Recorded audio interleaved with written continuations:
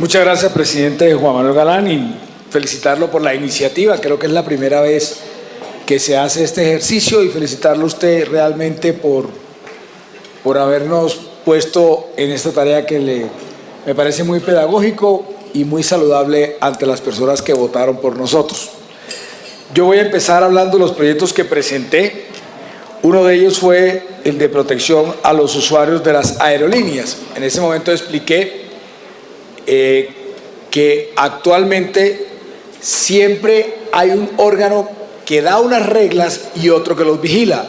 Así pasa en el sector de telecomunicaciones, de servicios públicos, de energía, etcétera. Pero en la aeronáutica viene dando las reglas y al mismo tiempo viene haciendo el control de la vigilancia, lo cual es totalmente absurdo. Y por eso, entonces, nosotros queremos que los derechos de los consumidores, no el tema técnico, de los consumidores, entonces puedan ir realmente a ser supervisados por la Superintendencia de Industria y Comercio, entre otras cosas porque la aeronáutica, y de pronto hasta este mismo presidente, es una subsidiaria finalmente de las aerolíneas. Por eso queremos que los derechos del consumidor de los tiquetes aéreos y del servicio aéreo sean entonces vigilados por la Superintendencia de Industria y Comercio. Porque es que no hay derecho a que usted tenga que esperar más de 6 horas para que entonces sancionen a la aerolínea. Pero no la sancionan si le dan un refresco y una llamada. No hay derecho a que si usted no lo quiere montar en un avión, no lo montan si lo montan en el siguiente vuelo.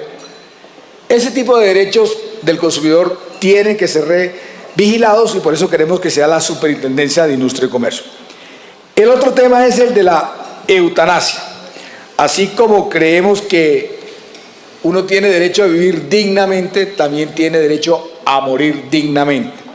¿En qué consiste vivir dignamente? La vida no solamente es cuando uno respira, sino realmente cuando uno es responsable de sus actos, uno finalmente determina lo que puede ser su futuro o su destino, y que de acuerdo a sus convicciones usted decida cuándo la vida ha dejado de ser digna. Y ya hoy realmente existe la eutanasia. Lo que se quería era reglamentar, pero ya lo ha hecho el Ministerio de Salud, de acuerdo a un fallo de la Corte Constitucional, en la que se busca es que solamente se puede aplicar la eutanasia en personas que tengan una enfermedad terminal, que la ciencia médica no tenga cura, que tenga un dolor intolerable y que esa persona tiene derecho a morir dignamente. El otro tema fue el del matrimonio y adopción igualitaria. Debido a que hay una sentencia de la Corte, como casi todas las sentencias de la Corte de los últimos 5 o 6 años, todas son contradictorias en su parte resolutiva y en su parte considerativa, y a veces se contradice la anterior con esta.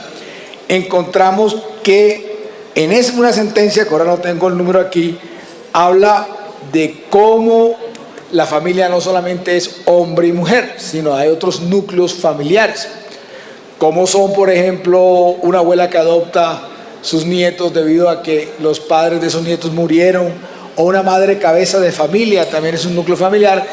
También se podría hablar de hombre, hombre, mujer, mujer. Y más allá de eso, lo que no queríamos era que se llamara, como se llama en esa sentencia, que se llama unión solemne, que es hacer una cosa exactamente, 2 actos que son iguales, llamarlo de 2 formas diferentes. Y sería discriminatorio. Imagínese usted, señor presidente, que usted llegue a España, no sé, a inmigración, y le pregunte: ¿usted es casado, soltero, separado? No, yo soy unión solemne. Le van a decir de qué país bananero viene de allá de Sudamérica. Y además es altamente discriminatorio porque usted le pone un sello enseguida a unas personas. Aquí lo que se trata es de legislar para unas personas que no son extraterrestres, sino que pueden ser familiares de uno, vecinos de uno, compañeros de trabajo, etcétera, para que el que quiera casarse o crea que es esta parte de la felicidad, pues lo pueda hacer. El tema de la adopción, hoy la gente no entiende que cualquiera puede adoptar un niño. Ahí lo que se pregunta es la capacidad psicológica, económica y ambiente. A nadie le pregunta si es heterosexual o homosexual. El otro proyecto que presenté es el del paseo de la muerte, que es castigar al representante legal cuando en una EPS o IPS se produzca el paseo de la muerte. Yo logré poner en la estatutaria, que se castigue el paseo de la muerte al representante legal, pero falta reglamentarla y no ha habido forma de que aquí nos ayuden con ese tema. El otro es el de las pensiones. Los pensionados hoy se les sube el sueldo de acuerdo al IPC, pero no se hace de acuerdo al salario mínimo. El otro fue el de la protección animal, que también ahí en la Corte encontramos cómo para que no existan animales en circos sí legisla, pero por ejemplo para los toros dice que eso es artístico, y entonces todo eso que le estoy hablando son como en 3, 4 sentencias en menos de 4 o 5 años. Después sale y dicen que hay que proteger a los animales, que está primero el bien, que existe un derecho que es el de bienestar de los animales, pero se contradicen cuando entonces permiten todo.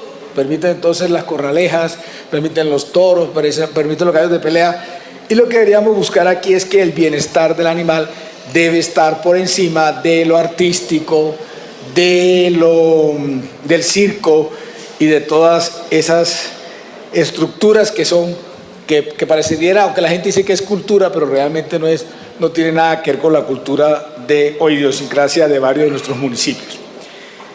Eso para hablar de ese tipo de proyectos que presenté. Fui opositor del doctor Manuel Enrique Rosero en la primera vuelta para el fuero penal militar, pero finalmente creo que le gané ese pulso sin ánimo de molestarlo, debido a que se acogieron varias de nuestros temas. También tuvimos el tema de equilibrio. Aquí está el ministro encargado de defensa. Sí, claro que le ganamos. Entonces yo no sé para qué se maltrataban así la primera vuelta. Después también fui coordinador ponente de equilibrio de poderes. Yo creo que salió bien ese tema, acabando el Consejo Superior de la Judicatura, acabando las reelecciones. Dimos una pelea con muy pocos al principio de buscar que los magistrados de las altas cortes tuvieran un juicio o un sistema judicial en el cual pudieran ser enjuiciados, porque es obvio que la comisión de acusación era como una especie de manta o de ruana de impunidad para cada uno de ellos.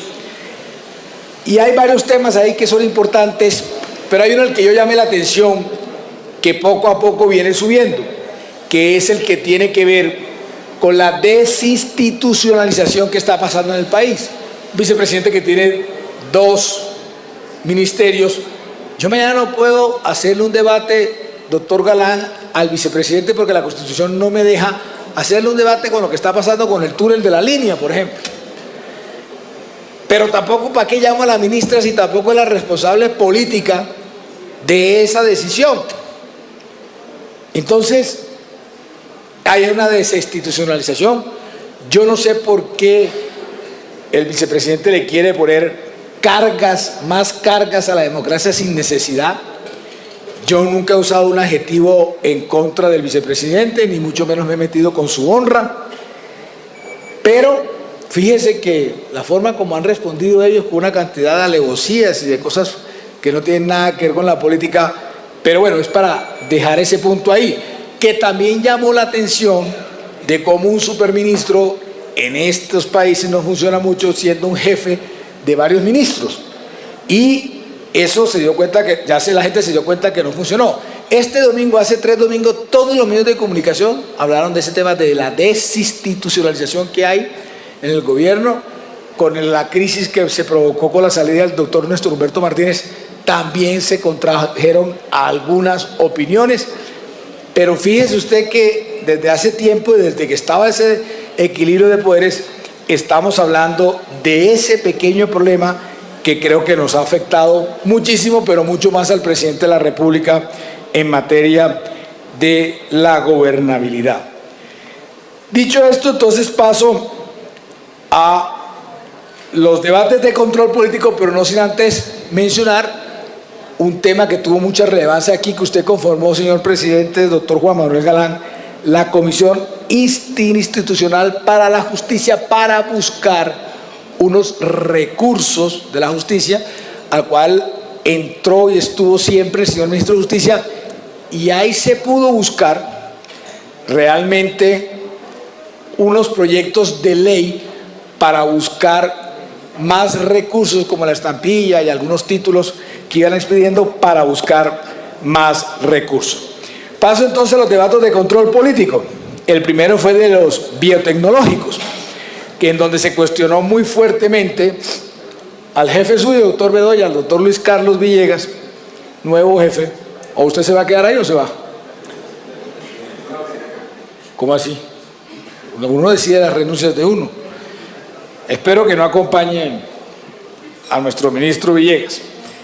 Y es básicamente que él cogió una carta que dice que la escribió él, pero parece que la hubieran escrito o la copió de una escrita por los grandes laboratorios, las multinacionales, donde increpaba al señor ministro de Salud a decir que no aceptara las reglas para buscar que existieran medicamentos biotecnológicos. Los biotecnológicos son mucho más baratos, no se necesitan los 20 años de experiencia, sino que si ya con la tecnología que hay ahora hay uno que sirve, pues se pueda copiar para que su costo sea menor. Y las diferencias son totalmente locas. Para cualquier enfermedad, diga usted de neurológica o de cáncer, un biotecnológico puede costar 45.000, mientras que para esas enfermedades puede llegar a costar hasta 700.000 y 800.000 cada caja de esos comprimidos.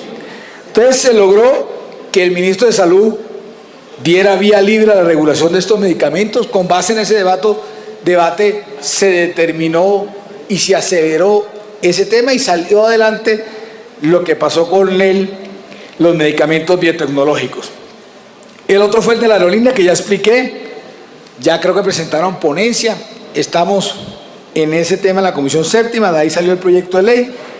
Uno de los debates que yo más me aprecio haber hecho fue el de la restitución de tierras, que quedó clarísimo que cuando presentaron la ley para en el año 2010, hablaron de que se iba a recuperar 6 millones de hectáreas, después bajaron porque les dio la gana a 2.500.000, y hoy, a día de hoy, 4 años después, van solamente en 80.000 hectáreas, y de las personas que tenían que reclamar ni siquiera está el 10%, o sea, como quien dice, esperaríamos más o menos unos 543 años para que se restituyeran las tierras. Eso no ha servido para nada, como lo expresó ayer los compañeros del doctor José Obdulio Gaviria en la plenaria. La restitución de tierras, eso ha fallado, y gravísimo, si de eso es lo que se trata el proceso de paz ahora para el tema que tiene que ver con la tierra, que por eso es que se ha desangrado este país. Y quedó clarísimo de que la restitución de tierras no ha servido para absolutamente nada. El otro debate que hice fue el del hacinamiento carcelario, que lo hicimos con el doctor Manuel Enrique Rosero. Y el último que hice fue el tema de las comunidades negras, de cómo nunca ha habido una política pública en favor de los afros, de cómo se les ha discriminado. Solamente hasta el año 91 empieza a ver las primeras letras de que hay que respetarles a ellos, pero también mostramos ahí cómo tampoco se ha restituido las tierras colectivas que obtuvieron hace 20, 30 años, que volvieron a perder otra vez, doblemente revictimizados, y que claro que ese tema racial, con la violencia que hay en nuestro país, ellos sufren el triple, se debilitan el doble y quedan expuestos a la invisibilización. Lo más dramático de ese debate, presidente, es que cuando yo fui a buscar cifras no las habían en ningún lado. Ni siquiera el DANE concuerda con los datos que tienen algunas asociaciones afros. Ellos hablan de ser el 20 y pico % y los otros no le dan sino ni siquiera menos del 10%. Y eso de alguna forma aquí se entendió, porque algunos lo explicaron, es que los afros ni siquiera se reconocen en las encuestas que son afros. O sea, ¿cómo será? ¿Cómo hemos estigmatizado?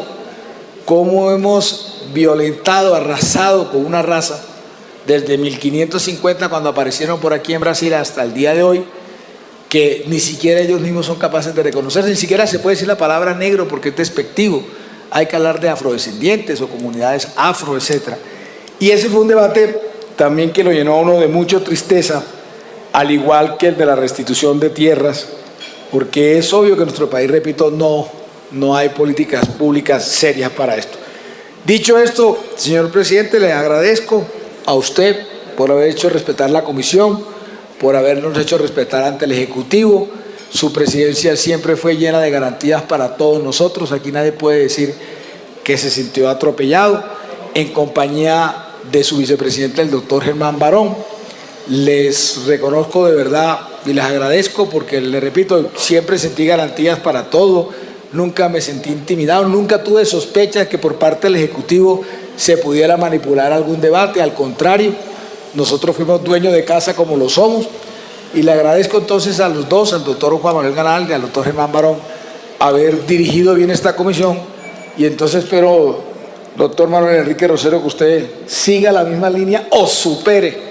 Cuidadito, se me resbala por ahí, doctor Rosero, Enrique Rosero, entonces para que usted siga la misma línea de nuestros compañeros Barón y el doctor Juan Manuel. Muchas gracias, presidente.